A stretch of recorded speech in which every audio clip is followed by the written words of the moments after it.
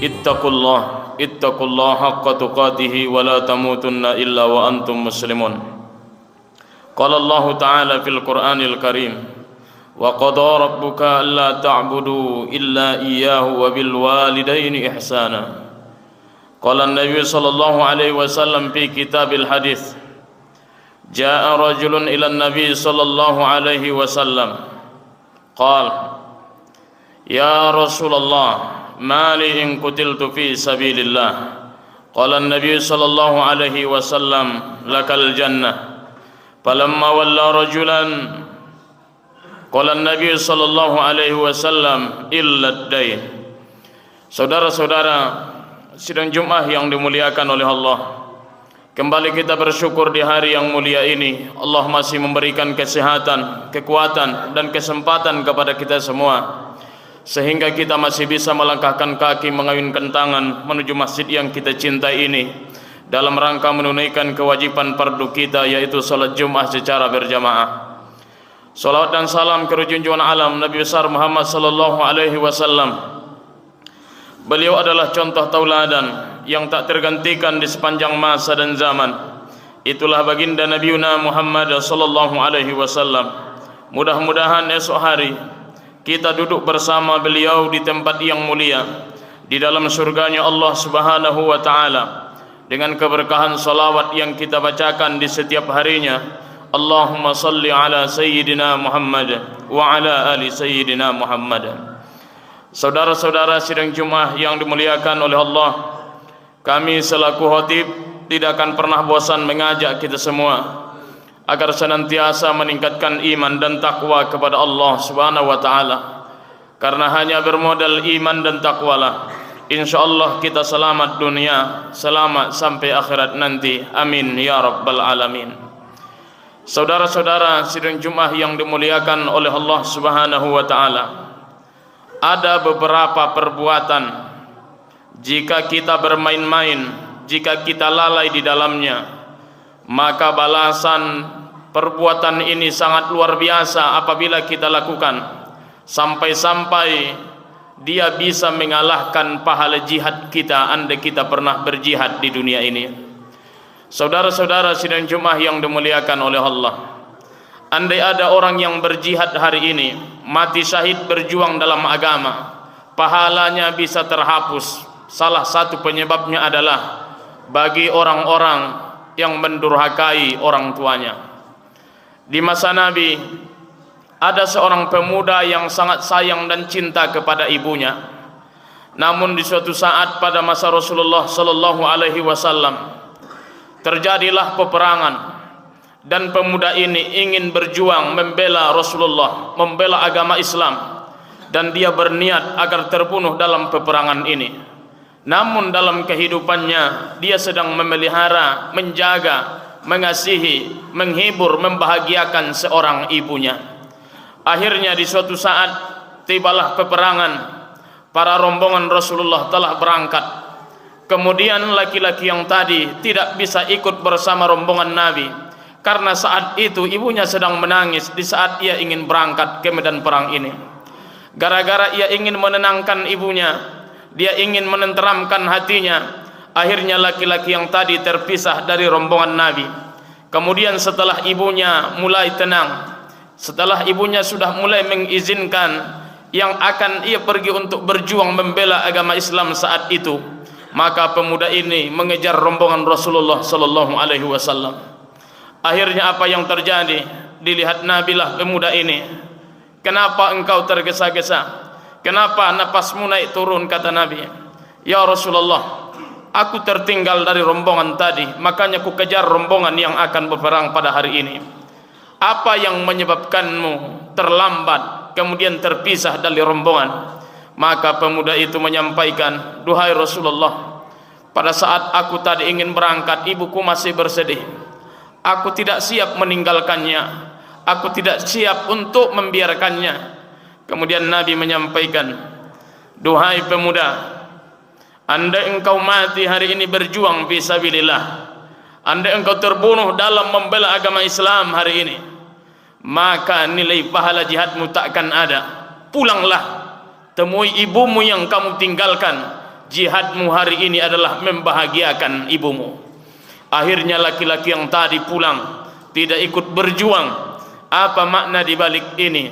Ternyata andai ada pahala jihad kita hari ini, maka pahala jihad itu akan terhapus disebabkan tidak memuliakan orang tua dalam kehidupan ini. Saudara-saudara sidang Jumat yang dimuliakan oleh Allah, membuat kita sedih beberapa hari yang lalu. Ada beberapa wanita yang telah viral di beberapa media. Mereka mengusir ibu mereka yang tua renta dari rumah mereka. Bahkan lagi ada seorang ibu beberapa hari yang lalu diserahkan ke tempat penitipan. Kemudian anaknya itu berjanji, andai pun ibu mereka meninggal di panti tempat penitipan itu, tidak perlu lagi kabarnya disampaikan kepada mereka.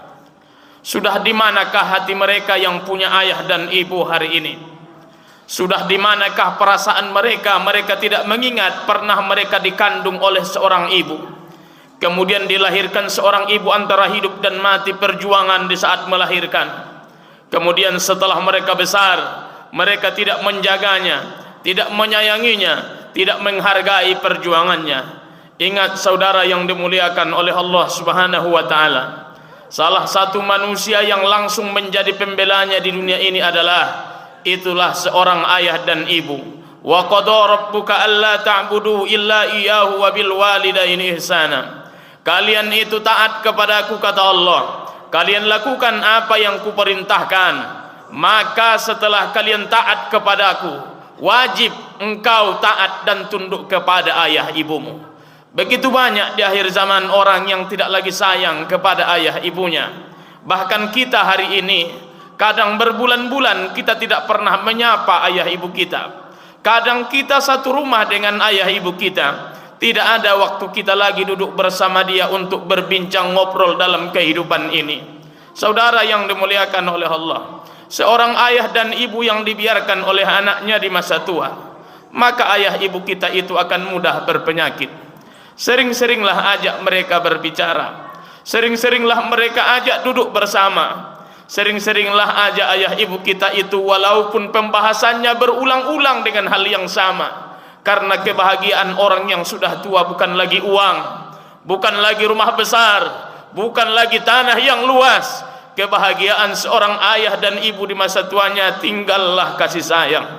Saudara-saudara yang dimuliakan oleh Allah Subhanahu wa taala, pernahkah kita memperhatikan setiap ayah dan ibu kita kasih kadang uang di masa tuanya, selalu air matanya yang keluar. Ketika kita sukses di saat ini, kita sampaikan, ayah ibu aku dah sukses, pasti mereka akan menangis. Ketika ayah dan ibu kita belikan sesuatu yang mungkin mahal bagi dirinya, dia tidak lagi tersenyum dengan hal itu. Apa yang terjadi? Air matanya keluar. Kenapa seorang ayah dan ibu di masa tua begitu mudah air matanya keluar? Demi Allah, kalau orang semakin tua umurnya, semakin tua usianya, tidak ada lagi yang ia harapkan dalam hidupnya kecuali kasih sayang dari anak-anaknya. Saudara yang dimuliakan oleh Allah, mungkin kita terlalu jarang membahagiakan ayah ibu kita hari ini. Namun begitu sibuk kita dengan grup-grup WA kita di luar sana. Bahkan kita mentraktir mereka dengan harga-harga yang mahal. Bahkan bermalam-malam kita siap mengorbankan waktu hanya demi kawan, demi teman yang sesaat. Tapi ada orang yang seharusnya kita perhatikan hidupnya 24 jam, seolah mereka bagaikan sampah dan menalu dalam kehidupan kita. Seolah kita menganggap mereka adalah bukan orang penting lagi dalam hidup kita. Demi Allah, kita berhasil hari ini, kita sukses hari ini. Mungkin kita selamat dari bencana, kecelakaan dalam hidup ini. Bisa jadi masih bergerak bibirnya di hadapan Allah. Duhai Allah, kasihi anakku, sayangi anakku, sekalipun mereka tetap mengecewakanku di masa tuaku. Saudara yang dimuliakan oleh Allah Subhanahu wa taala, ingat, seorang ayah dan ibu itu adalah amat mahal ucapannya, sangat mahal doanya, sangat mahal hatinya, sangat mahal perasaannya. Siapapun kita yang hadir hari ini, Jika ada ayah ibu masih hidup hari ini di rumah, tolong sapa setiap hari. Jangan biarkan mereka seperti patung di masa tuanya. Karena kami pernah bertanya kepada seorang ayah yang pernah ditinggalkan oleh anak-anaknya. Kami bertanya, "Duhai Pak, kenapa engkau menangis di setiap malammu? Kenapa engkau bersedih di sepanjang hidupmu?" Ternyata dia menangis bukan karena rumahnya jelek. Ternyata dia menangis bukan karena uangnya tak ada. Kami tanya, jawaban dia sangat simpel dan tak masuk akal. "Apa yang membuatmu, duhai Pak, menangis di setiap malammu?" "Sudah 2 tahun, Nak. Tidak ada anak yang memanggil suara ayah yang kudengar lagi di telingaku." Coba kita bayangkan, seorang ayah kadang yang sudah tua itu tidak akan mengharapkan uang lagi, tapi kadang ia rindu dipanggil anaknya ayah. Kadang rindu seorang ayah itu ingin ditanya, "Ayah mau makan apa? Ayah mau apa?" Kadang ucapan pertanyaan ini tak lagi datang di masa tua seseorang, maka ini akan sangat menyiksa batin seorang ayah dan ibu. Saudara yang dimuliakan oleh Allah, itu masih seorang ayah, apalagi seorang ibu. Seorang ibu lebih pandai lagi menyimpan perasaan sedih dalam hidupnya. Ibu itu selalu berbohong demi kebahagiaan kita.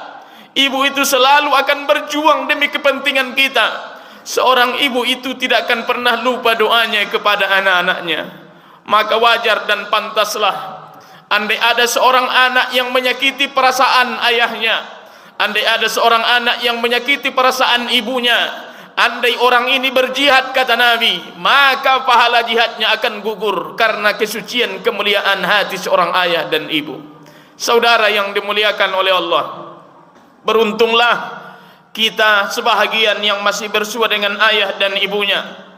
Lihat-lihatlah wajahnya.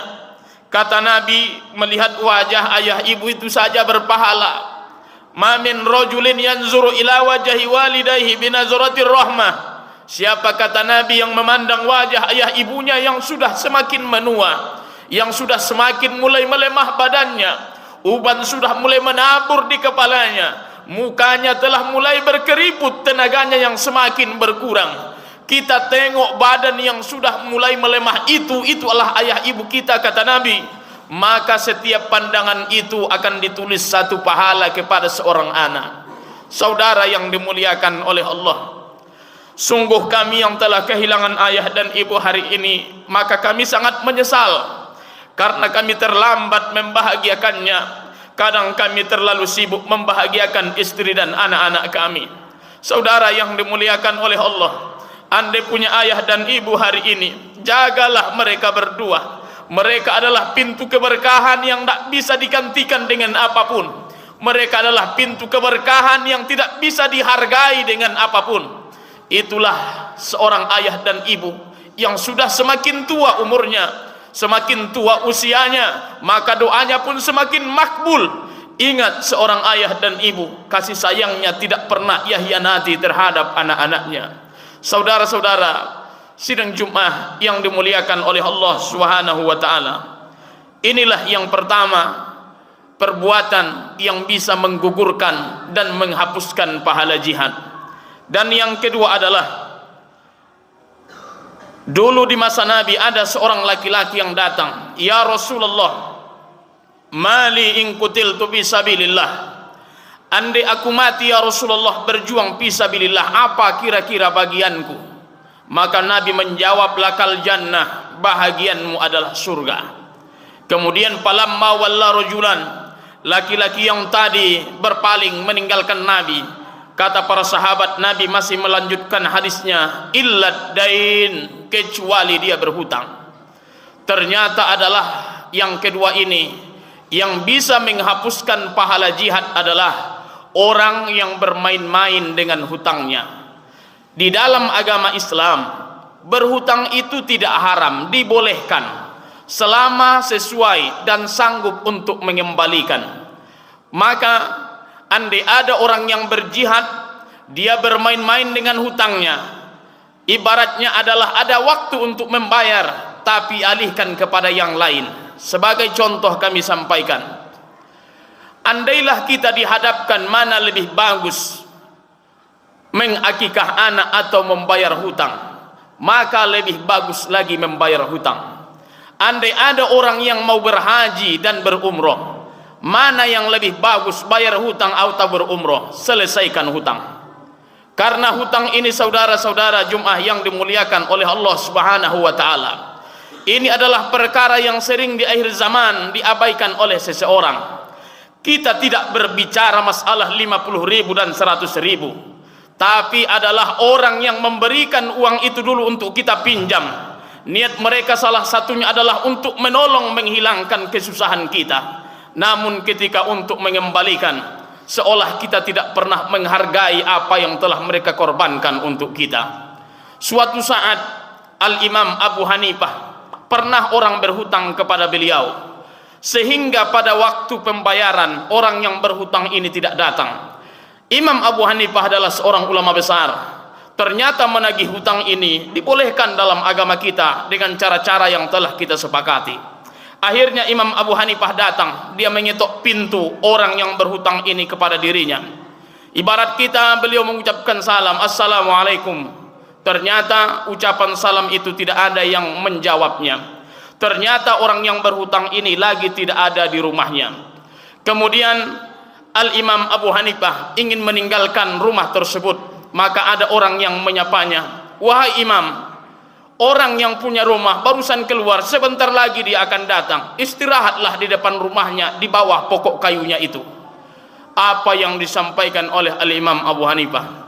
Aku tidak berani mengambil manfaat sedikit pun dari orang yang masih berhutang kepada diriku. Apa maknanya?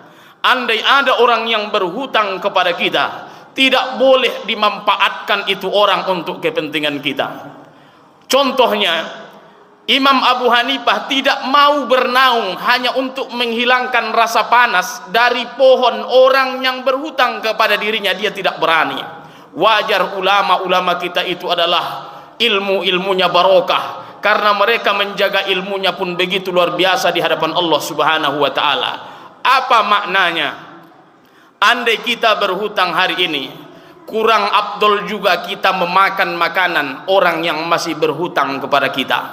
Maka andailah kita mau membuat pesta di dalam keluarga kita, ada uang untuk membiayainya, tapi uang ini bisa digunakan untuk membayar hutang. Wahai saudaraku yang dimuliakan oleh Allah, tinggalkan kepentingan hawa nafsu, dahulukan kewajiban untuk menyelesaikan hutang kita itu. Saudara-saudara sidang Jumat yang dimuliakan oleh Allah, jangan sampai kita meninggal dunia menutup mata, bermain-main dengan hutang. Ada waktunya bisa membayar tapi kita lambat-lambatkan. Ada saatnya kita bisa melunasi tapi kita menghindar untuk melunasinya. Berbeda dengan orang yang membayar hutang dengan cara menyicil. Itu adalah kalau sesuai dengan kesepakatan, jatuh tempo tetap dibayar, itu tidak masalah andai kita meninggal dunia. Yang dikhawatirkan ini adalah kita bermain-main dengan hutang. Ada uang hari ini untuk membayarnya, seolah kita berpikir minggu depanlah ku bayar, minggu depanlah ku lunasi. Pertanyaannya, siapa yang akan menjamin kita hidup satu minggu yang akan datang?